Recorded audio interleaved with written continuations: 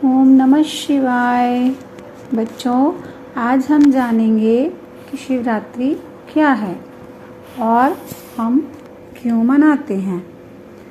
सबसे पहले जानते हैं शिवरात्रि का मतलब क्या है। शिवरात्रि का अर्थ, शिवरात्रि का मतलब है, एक तो मतलब है इसका शुभ, और इसका दूसरा मतलब होता है असीम।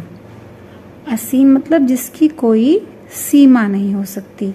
जैसे हम उसके किसी भी सिरे को, किसी भी किनारे को देख नहीं सकते। ये पता नहीं चलता कि ये कहाँ से शुरू हो रहा है और कहाँ पर ख़त्म हो रहा है।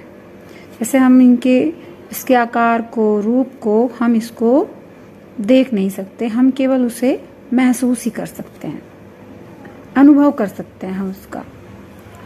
महाशिवरात्रि साल में 2 बार मनाई जाती है, एक तो फागुन महीने में और एक श्रावण महीने में, और ये चतुर्दशी तिथि को मनाते हैं। महाशिवरात्रि हम क्यों मनाते हैं, इस बारे में हमारे ग्रंथों में, हमारे पुराणों में बहुत सी कथाएं हैं। उनमें से ही एक कथा है। एक बार जब समुद्र मंथन हो रहा था, उस समय समुद्र मंथन के समय विष भी निकला था। विष मतलब जहर। जब वो निकला तो अब समस्या ये खड़ी हुई कि इस विष का करें क्या।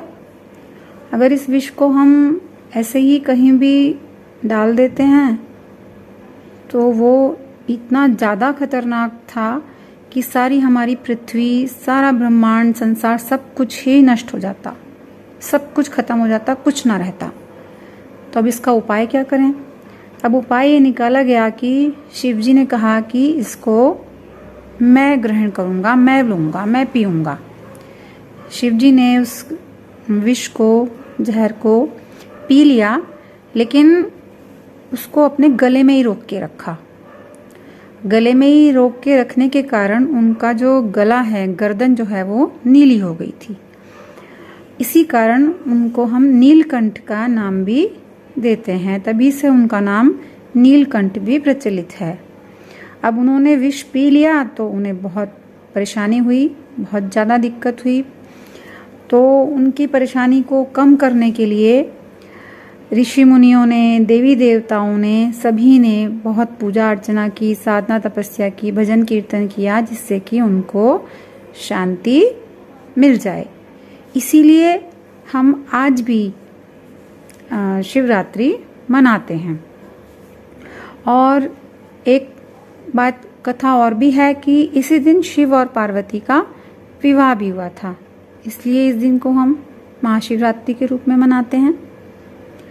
और एक कथा और है, शिव पुराण की कथाओं के अनुसार महाशिवरात्रि के दिन शिवजी पहली बार इस सृष्टि पर ज्योतिर्लिंग यानी अग्नि के शिवलिंग के रूप में अपने आप प्रकट हुए थे।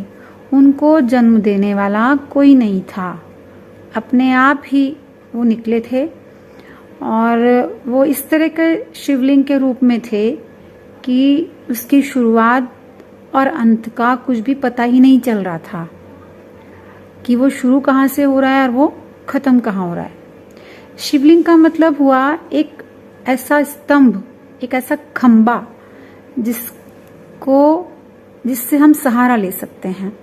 वो सब सारी दुनिया को, सब संसार को, सृष्टि को एक सहारा देने वाला हुआ कि अगर हम उनका सहारा रखते हैं, हम उनको पूजते हैं, तो हमारा कुछ भी अहित नहीं हो सकता, हमें कुछ भी नुकसान नहीं हो सकता। शिवरात्रि के दिन हम शिवलिंग पर जल चढ़ाते हैं और व्रत रखते हैं। एक खास बात और है कि हमें अपना जो जीवन है, खासकर वो दिन तो कम से कम है ही, नहीं तो अपने जीवन को हमें शिवमय होकर जीना चाहिए।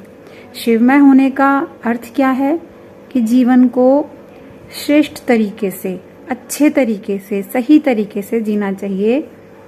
और हम कुछ भी काम कर रहे हैं, हमारा हर काम भगवान शिव जी को ही समर्पित होना चाहिए। जैसे मान लो हम कुछ भी कर रहे हैं, सो रहे हैं, जग रहे हैं, खेल रहे हैं, पढ़ रहे हैं, लिख रहे हैं, कुछ भी कर रहे हैं, हमें ये ध्यान रखना चाहिए कि हमें शिव जी देख रहे हैं, हमें उनका ध्यान रखते हुए काम करना चाहिए, ठीक, झूठ नहीं बोलना चाहिए।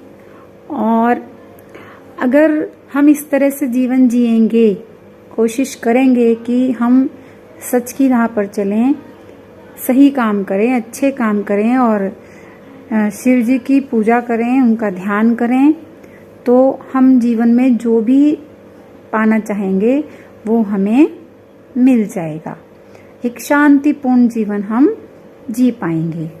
ठीक है, उम्मीद करती हूँ कि जो जानकारी दी है मैंने वो आपको पसंद आई होगी।